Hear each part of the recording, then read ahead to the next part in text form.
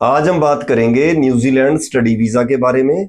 Specially बात करेंगे कि कौन से फंड चल सकते हैं और आईटीआर किस टाइप से चाहिए होती है जिसके बेस पे बच्चे की एप्लीकेशन लग सकती है या नहीं लग सकती।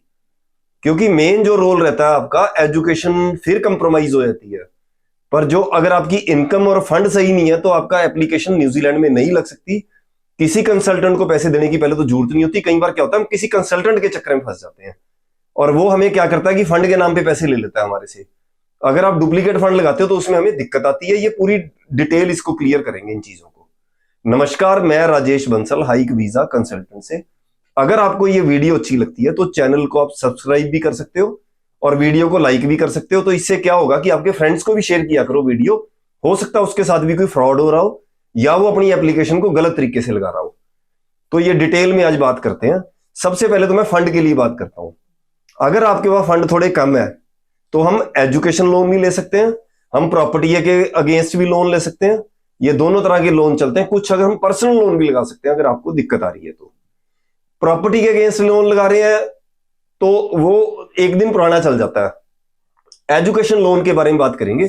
एजुकेशन लोन लगा रहे हो, अगर आपको 20 लाख 30 लाख रुपए लोन बिना किसी मॉर्गेज के मिल रहा है तो तब भी चलेगा, आपका कोई इशू वाली बात नहीं है।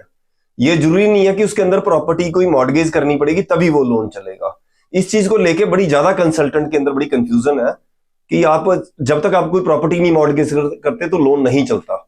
ऐसा कुछ नहीं है, बिल्कुल 100% लोन चलेगा। सबसे पहले ही क्लियर कर रहे हैं। दूसरा, दादा दादी और नाना नानी ही फंड दिखा सकते हैं। एक और पॉइंट मेरे पास आया बड़ा ज्यादा इनकम को लेके।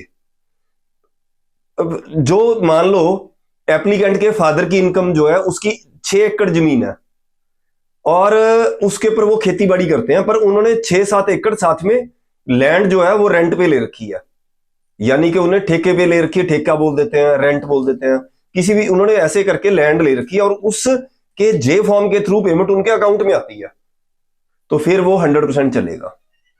आपको अपनी क्या करना है कि आपको अपनी वो स्टेटमेंट लगानी है, उसमें सारी एंट्रियों को 1 साल की स्टेटमेंट लगानी है। आपने हर एंट्री को आपने हाईलाइट करना है कौन सी आपकी जे फॉर्म के थ्रू लगानी है, उसके साथ में जे फॉर्म भी लगाने हैं।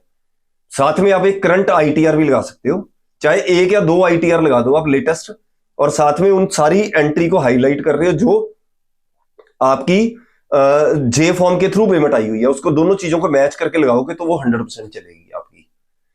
क्योंकि अगर हम हवा के अंदर आईटीआर भर रहे हैं, आपने दिखा दिया मेरी मम्मी का बुटीक है, पर वो बुटीक के बारे में कोई अता पता ही नहीं है, आईटीआर जो है वो सिर्फ भरी हुई है उसमें, और उसके अगेंस्ट आपके पास कोई ट्रांजेक्शन्स नहीं है अकाउंट के अंदर, तो वो जीरो है आपका काम। सिर्फ आईटीआर नहीं चलती, आपके जो भी पेपर होंगे वो जस्टिफाई नहीं होंगे तो आपका वीजा किसी कीमत पे नहीं न्यूजीलैंड का आएगा। किसी कंसल्टेंट से हमें फंड नहीं करवाने, जेन्युइन एप्लीकेशन करनी है। फैमिली की इनकम 10 लाख प्लस हो तो ज्यादा बेटर होता है। अगर अगर आपकी इनकम कम हो रही है तो दादा दादी या नाना नानी की भी इनकम भी ऐड कर सकते हैं, उनके फंड भी ऐड कर सकते हैं। तब ऐसे करके कुछ मैनेज करके, पर वो फिर 10 लाख की बजाय 12, 13, 15 लाख रुपए इनकम होनी चाहिए जब किसी स्पॉन्सर को बीच में ऐड कर रहे हो आप। तो इस तरीके से एप्लीकेशन लगाओ अपनी। अगर कोई डाउट हो रहा है तो नीचे लिखे नंबर पे कॉल करें या हाइक वीजा पे आके मिले। नमस्कार।